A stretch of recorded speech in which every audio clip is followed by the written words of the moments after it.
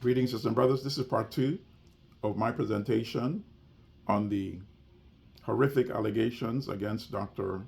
Paul Gregory Sinclair by his Haitian immigrant wife, Cassandra Fameux.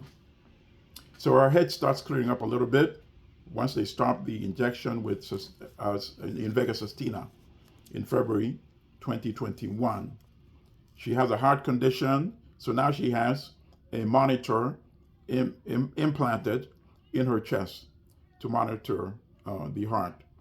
And as I said, they discovered she had a brain tumor. She has to get that checked every 6 months.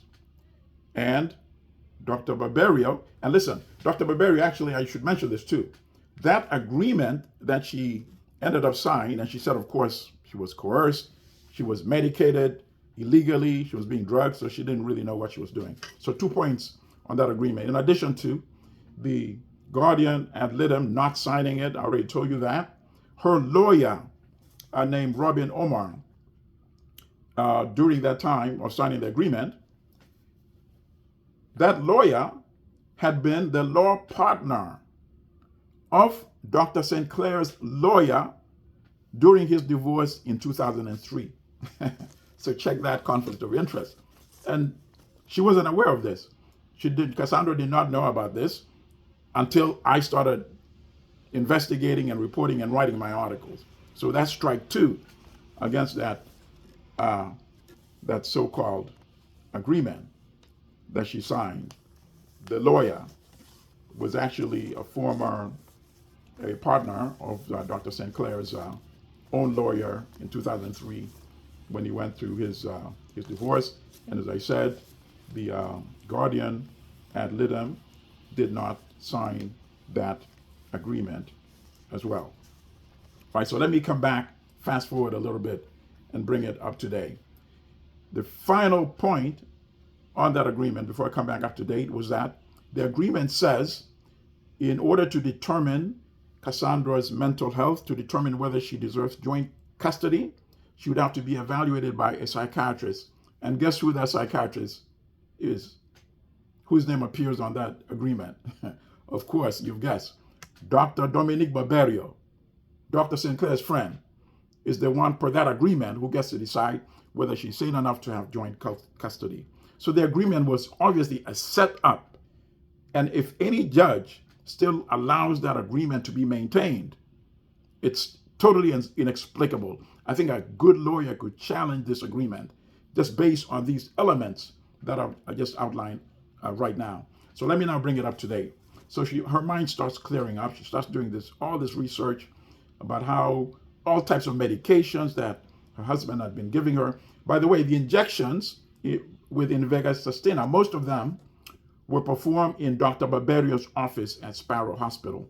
And as I said, we have a list of every date that those injections were given, even though they don't show up on her official health documents from Sparrow Hospital.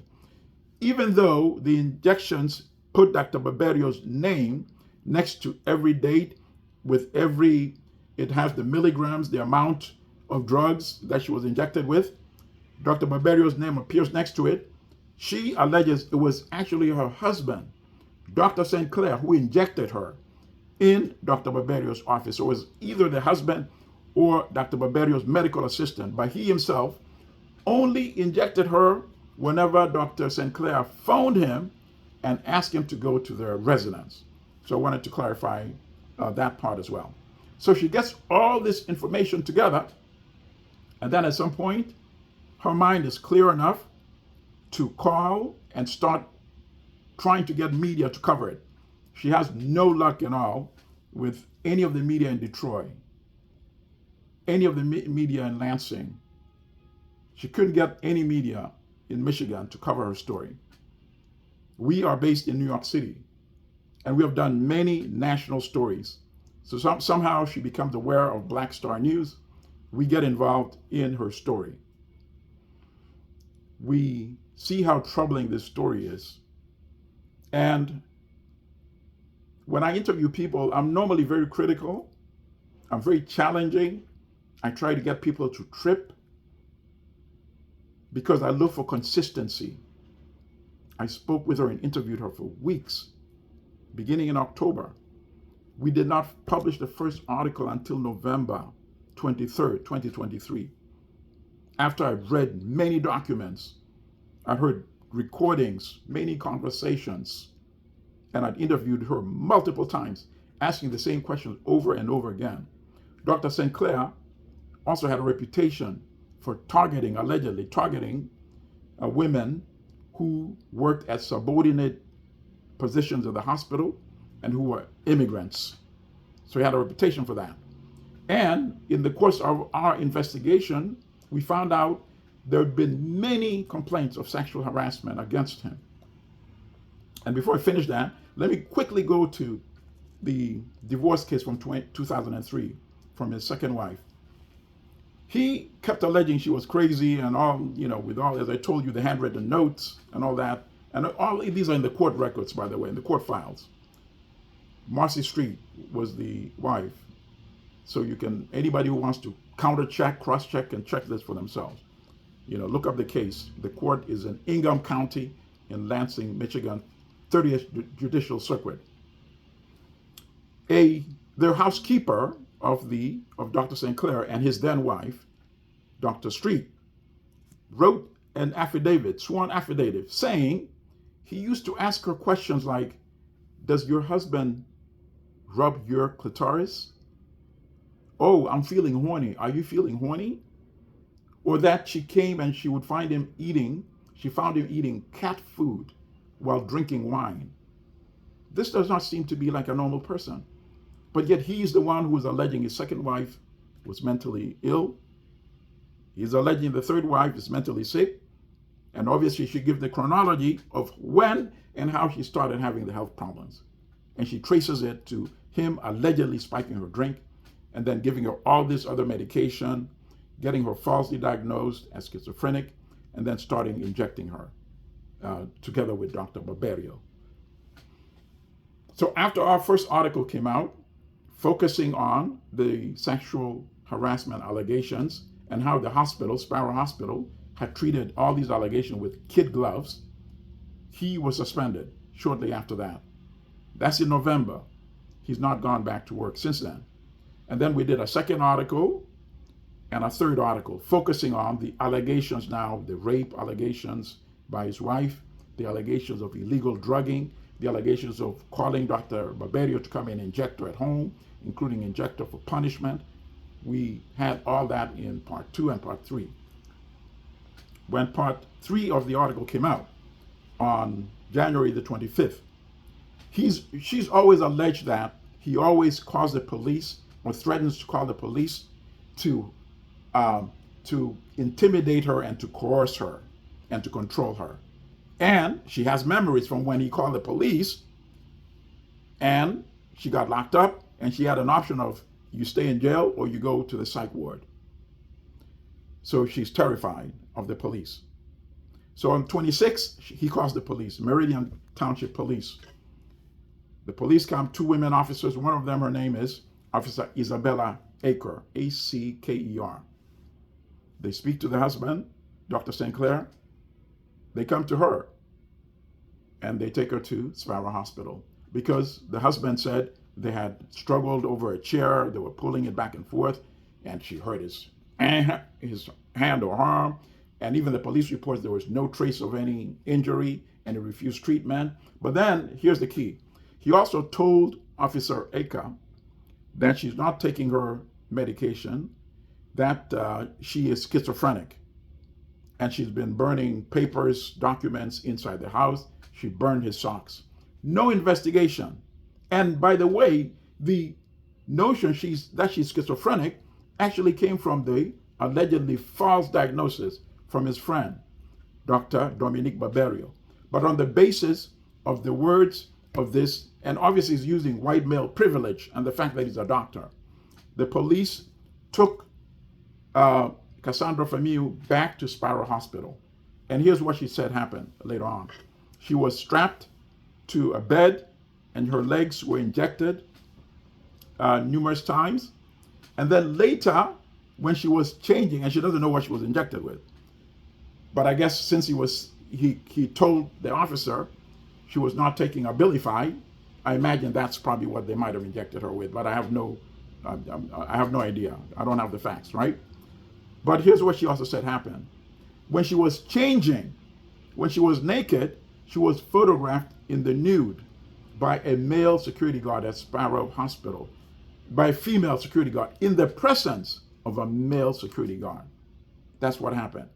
And then later on, much later, she claims some nurses were mocking her and telling her that one of her boobs was sagging, which presumably came from the photograph of her in the nude. Now, when I realized this had happened, because I hadn't heard from her for a couple of days, I didn't know where she was. She managed to call me from a payphone at the hospital and told me what had transpired after my third article and how she ended up at Sparrow Hospital. So obviously I mobilized. I went on Twitter, which is now X, of course. I posted the articles I've been writing about this case. And obviously she's being held against her will and being injected against her will. So I told people, call up the number, and I gave the number for the CEO of Sparrow Hospital and asked her how could they admit her on the basis of the words of a doctor who's suspended by Sparrow Hospital. He's still under suspension, right? On the basis of a doctor whose wife has alleged that he's been drugging her for years. On that basis alone, and they're going through divorce. So you're going to take his word and admit her and just start providing treatment based on his words? That may have worked. At the same time, I was, of course, calling people at the hospital. And I also sent emails to the University of Michigan president, Dr. Santa Ono, because University of Michigan now owns Sparrow, as I said in part one in the beginning. So she was transferred from Sparrow Hospital to another facility. And that facility is called Bronson Behavioral Health Hospital. And that's where she's been. And she was also being medicated with Abilify orally. I contacted the CEO of Bronson. Her name is Deborah. And I'm trying to see if I can pull up the last name. And I basically described the same situation that I described to Sparrow. I said, how could they medicate her or even admit her on the basis of the words of Dr. St. Clair? Because they're using the same information that Sparrow used, that police report. Her name is Deborah Rosewicz. It's spelled Rozewicz. So that's where Cassandra has been for the last couple of weeks at Bronson Behavioral Health Hospital, still being medicated. And as last Friday, they started injecting her with Abilify. And she says the injections are much more debilitative, right? So after Dr. St. Clair got the police to take her away, he ran and got a personal protective order, a PPO, which now bars her from going back to the marital home, which I don't know if it bars her from having contact with their 3 children, but she's rarely been able to speak to the children since she's been confined in this mental health facility, based once again on the words of the husband from whom she's getting a divorce, the husband who allegedly had been drugging her for years, the husband who is currently, as I speak, still suspended from Sparrow Hospital since we published our first story. So as I said earlier on, if you feel strongly enough, make this phone call. Call Bronson Behavioral Health Hospital, and you can repeat all the information that I provided. And ask Deborah Rosewicz, why is Cassandra Fameux being held, and her last name is spelled Fameux, being held against her will and medicated against her will at this facility? And the number is 269-492-7998. Also call this number. And this is the number for the U.S. Attorney for the Western District of Michigan, Mark Totten, 616-456-2404. and ask him if he's investigating Cassandra's allegations of the illegal drugging. Thank you, sisters and brothers. It's a harrowing story, but these are the kind of stories that we do at Black Star News to expose injustice. Thank you for your time. I'm also going to post the links to the articles that I've written so you can also actually read the actual articles. Thank you, sisters and brothers.